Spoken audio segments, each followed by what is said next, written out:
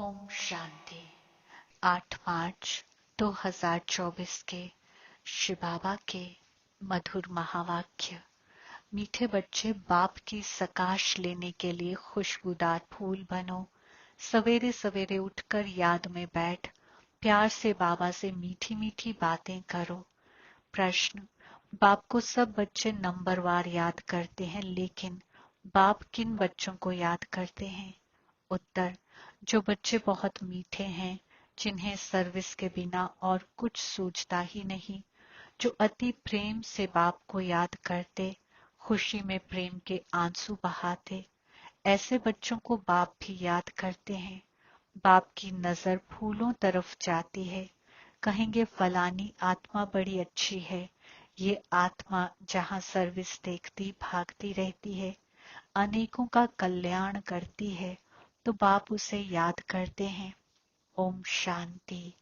बाप बैठकर सब आत्माओं को समझाते हैं। शरीर भी याद पड़ता तो आत्मा भी याद पड़ती है। शरीर बिगर आत्मा को नहीं याद किया जा सकता। समझा जाता है ये आत्मा अच्छी है, ये बाह्यमुखी है, ये इस दुनिया का सैर आदि करना चाहती है, ये उस दुनिया को भूली हुई है। पहले उनका नाम रूप सामने आता है। फलाने की आत्मा को याद किया जाता है। फलाने की आत्मा अच्छी सर्विस करती है। इनका बुद्धि योग बाबा के साथ है। इनमें यह गुण है। पहले शरीर को याद करने से फिर आत्मा याद आती है। पहले शरीर याद आएगा, क्योंकि शरीर बड़ी चीज है ना। फिर आत्मा जो सूक्ष्म बहुत छोटी है, वह याद आएगी। इन बड़े शरीर की कोई महिमा नहीं की जाती, महिमा आत्मा की ही की जाती है। इनकी आत्मा अच्छी सर्विस करती है, फलाने की आत्मा इनसे अच्छी है। पहले तो शरीर याद आता है। बाप को तो अनेक आत्माओं को याद करना पड़ता है। शरीर का नाम याद नहीं आता, सिर्फ रूप सामने आता है। फलाने की आत्मा कहने से शरीर जरूर याद पड़ता है। जैसे समझते हो इस दादा के शरीर में शिव बाबा आते हैं, जानते हैं इनके तन में बाबा है, शरीर जरूर याद पड़ेगा। पूछते हैं हम कैसे याद करें? शिव बाबा को ब्रह्मा तन में याद करें या परम धाम में याद करें? बहुतों का प्रश्न उठता है। बाबा कहते हैं याद तो आत्मा को ही करना है, परंतु शरीर भी जरूर याद आता है। पहले शरीर फिर आत्मा। बाबा इनके शरीर में बैठा है तो जरूर शरीर याद आएगा। फलाने शरीर वाली आत्मा में यह गुण है। बाबा भी देखते रहते हैं कौन मुझे याद करते हैं, किस में बहुत गुण है, किस किस फूल में खुशबू है। फूलों से सबका प्यार होता है। गुलदस्ता बनाते हैं, उसमें राजा रानी प्रजा भिन्न भिन्न फूल पत्ते आदि सब बनाते हैं। बाप की नजर फूलों की तरफ जाएगी, कहेंगे फलाने की आत्मा बड़ी अच्छी है, बड़ी सर्विस करती है। आत्म अभिमान में रह बाप को याद करते रहते हैं। जहां सर्विस देखते हैं वहां भागते हैं। फिर भी सवेरे उठकर याद में बैठते होंगे तो किसको याद करते होंगे? शिव बाबा परमधाम में याद आता होगा या मधुबन में याद आता होगा? बाबा याद आता होगा ना। इसमें शिव बाबा है, क्योंकि बाप तो अभी नीचे आ गया, मुरली चलाने नीचे आए हैं। इनका अपने घर में तो कोई काम नहीं होगा, वहां जाकर क्या करेंगे? इस तन में ही प्रवेश करते हैं तो पहले जरूर शरीर याद आएगा, फिर आत्मा। फलाने शरीर में जो आत्मा है ये अनन्य अच्छी है। इनको सर्विस बिगर कुछ सूझता नहीं है, बहुत मीठी है। बाबा बैठे रहते हैं, सबको देखते रहते हैं। फलानी बच्ची बहुत अच्छी है, बहुत याद करती है। बांधेली बच्चियों को विकार के लिए कितनी मार मिलती है, कितना प्रेम से याद करती होंगी। जब बहुत याद करती हैं तो खुशी के मारे प्रेम के आंसू भी आ जाते हैं। कभी कभी वे आंसू गिर भी पड़ते हैं। बाबा को और धंधा क्या है, सबको याद करते हैं। बहुत बच्चियां याद आती हैं। फलाने की आत्मा में दम नहीं है। बाप को याद नहीं करती, किसको सुख नहीं देती, ये अपना ही कल्याण नहीं करती। बाप तो यही जांच करते रहेंगे। याद करना माना सकाश देना। आत्मा का कनेक्शन परमात्मा के साथ रहता है ना। एक दिन आएगा जबकि बच्चे योग में बहुत रहेंगे। ये भी किसको याद करेंगे तो झट साक्षात्कार होगा। आत्मा तो है छोटी बिंदी, साक्षात्कार करें तो भी कोई समझ ना सके, फिर भी शरीर ही याद आता है। आत्मा है छोटी परंतु याद करती है तो उनकी आत्मा पावन बनती जाती है। बगीचे में वैरायटी फूल होते हैं। बाबा भी देखते हैं, ये बहुत अच्छा खुशबूदार फूल है, ये इतना नहीं तो पद भी कम होगा। बाबा के जो मददगार बनते हैं वही ऊंच पद पाते हैं। वह भी जो बाप को याद करते रहते हैं। ब्राह्मण से ट्रांसफर हो देवता बनते हैं। यह वर्णन भी संगम पर ही कर सकते हैं कि ये दैवी फूल है या आसुरी फूल है। फूल तो सब हैं, परंतु वैरायटी बहुत है। बाबा भी याद करते रहते हैं। टीचर अपने स्टूडेंट को याद करेंगे ना। ये कम पढ़ते हैं, दिल में तो समझेंगे ना। ये बाप भी है, टीचर भी है। बाप तो है ही, टीचर बने का जास्ती चलता है। टीचर को तो रोज पढ़ाना है। इस पढ़ाई की ताकत से वह पद पाते हैं। सुबह को तुम सब भाई बाप की याद में बैठते हो। वह सब्जेक्ट है याद की। फिर मुरली चलती है, वह है पढ़ाई की सब्जेक्ट। मुख्य है ही योग और पढ़ाई। उनको ज्ञान और विज्ञान भी कहा जाता है। यह ज्ञान विज्ञान भवन है जहाँ बाप आकर सिखलाते हैं। ज्ञान से सारी सृष्टि की नॉलेज मिल जाती है। विज्ञान माना तुम योग में रहते हो, जिससे तुम पावन बन जाते हो। तुमको अर्थ का पता है। बाप बच्चों को देखते रहते हैं। देही अभिमानी बनने से ही भूत निकलेंगे। ऐसे नहीं सबके भूत फट से निकल जाएंगे। हिसाब किताब जब चुकतू हो, फिर चलन अनुसार ही पद पाएंगे। क्लास ट्रांसफर होते हैं। इस दुनिया का ट्रांसफर नीचे हो रहा है और तुम्हारा ऊपर हो रहा है। कितना फर्क है। वह कलयुगी सीढ़ी नीचे उतरते जाते हैं और तुम पुरुषोत्तम संगम युगी सीढ़ी ऊपर चढ़ते जाते हो। दुनिया तो यही है, सिर्फ बुद्धि का काम है। तुम कहते हो हम संगम युगी हैं। पुरुषोत्तम बनने लिए बाप को आना पड़ता है।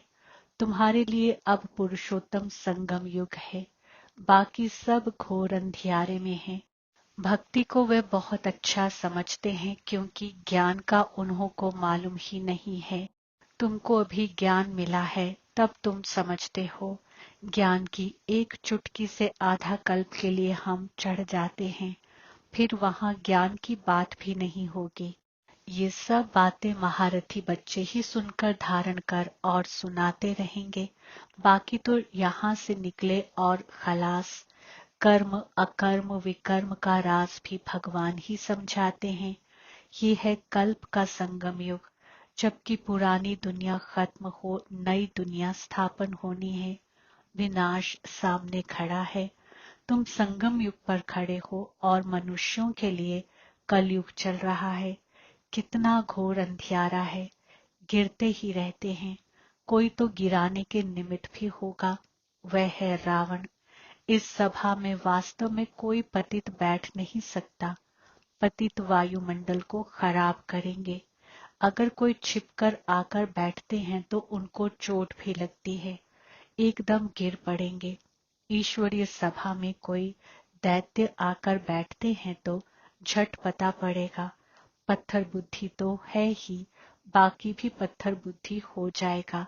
100 गुना दंड पड़ जाएगा। अपने को नुकसान पहुंचाएंगे। कहते हैं हम देखेंगे, इनको पता पड़ता है। हमको क्या पड़ी, जो करेगा सो पाएगा। हमको जानने की जरूरत नहीं। बाप से सदैव सच्चा रहना है। कहते हैं सच तो बिठो नच।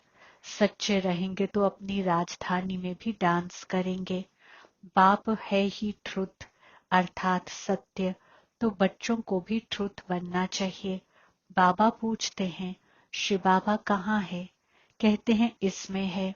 परम धाम छोड़कर दूर देश के रहने वाले आए, देश पर आए, उनको तो अब बहुत सर्विस करनी है। बाप कहते हैं मुझे रात दिन यहाँ सर्विस करनी पड़ती संदेशियों को, भक्तों को साक्षात्कार कराना पड़ता है तो यहाँ ही, वहां तो कोई सर्विस नहीं। सर्विस बिगर बाबा को सुख न आए। सारी दुनिया की सर्विस करनी है। सब पुकारते हैं बाबा आओ। कहते हैं मैं इस रथ में आता हूँ। उन्होंने फिर घोड़े गाड़ी बना दी है। अब घोड़े गाड़ी में श्री कृष्ण कैसे बैठेंगे? ऐसे भी नहीं कोई शौक होता है घोड़े गाड़ी में बैठने का।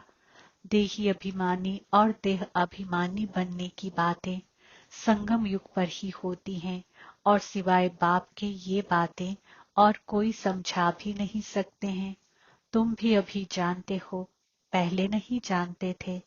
क्या कोई गुरु ने सिखाया? गुरु तो बहुत किए, कोई ने भी नहीं सिखाया। बहुत लोग गुरु करते हैं, समझते हैं कोई से शांति का रास्ता मिल जाए। बाप कहते हैं शांति का सागर तो एक बाप ही है, वह साथ ले जाते हैं। सुख धाम शांति धाम का किसको पता ही नहीं है। कलयुग में है शूद्र वर्ण, पुरुषोत्तम संगम युग पर है ब्राह्मण वर्ण। इन वर्णों का भी तुम्हारे सिवाय कोई को पता नहीं है। यहाँ तो सुनते हैं, बाहर निकलने से सब कुछ भूल जाते हैं। धारणा होती नहीं। बाप कहते हैं कहाँ भी जाते हो, बैज पड़ा हो, इसमें लज्जा की बात नहीं है। ये तो बाबा ने बहुत कल्याण के लिए बनाया है। किसको भी समझा कर दो, कोई सेंसिबल होगा तो कहेगा इस पर आपका खर्चा हुआ होगा। बोलो खर्चा तो होता ही है, गरीबों के लिए फ्री है। वे धारणा कर लें तो ऊंच पद पा सकते हैं। गरीब के पास पैसे ही नहीं तो क्या करेंगे? कोई के पास पैसे हैं परंतु मनहूस हैं। इसने प्रैक्टिकल करके दिखाया, सब कुछ माताओं के हवाले कर दिया।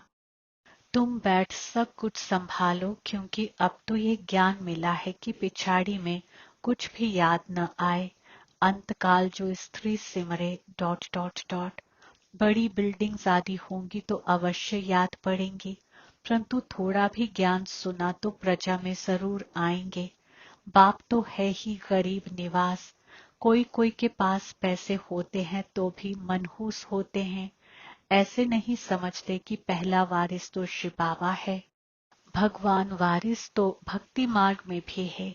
ईश्वर अर्थ देते हैं, क्या वह कंगाल है जो उनको देते हैं? समझते हैं ईश्वर के नाम पर गरीबों को देंगे तो ईश्वर एवज में देंगे। दूसरे जन्म में मिलता तो है। कहते हैं दे दान तो छूटे ग्रहण। बाप को सब कुछ दे दिया, शरीर मित्र संबंधी आदि सब कुछ बाबा को समर्पण कर दिया। ये सब कुछ आपका है।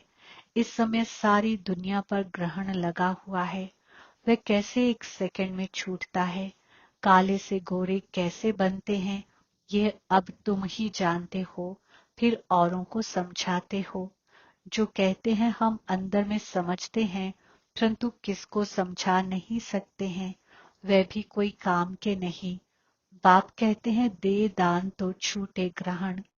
हम तुमको अविनाशी रत्न देते हैं, वह सबको देते जाओ तो भारत पर व सारी दुनिया पर जो राहु का ग्रहण बैठा हुआ है वह उतर जाए और बृहस्पति की दशा हो जाए। सबसे अच्छी होती है बृहस्पति की दशा। अब तुम जानते हो भारत खास और आम दुनिया पर राहु का ग्रहण लगा हुआ है। वह कैसे छूटे? ये तो बाप है ना। बाप तुम्हारे से पुराना लेकर नया देते हैं। इसको कहा जाता है बृहस्पति की दशा। मुक्ति धाम में जाने वालों के लिए बृहस्पति की दशा नहीं कहेंगे। अच्छा, मीठे मीठे सिकिलते बच्चों प्रति माता पिता बाप दादा का याद, प्यार और गुड मॉर्निंग। रूहानी बाप की रूहानी बच्चों को नमस्ते। हम रूहानी बच्चों की रूहानी बाप दादा को याद, प्यार, गुड मॉर्निंग, नमस्ते और शुक्रिया। धारणा के लिए मुख्य सार। पहला पॉइंट, सदा खुशी में डांस करने के लिए सच्चे बाप से सदा सच्चा रहना है, कुछ भी छिपाना नहीं है।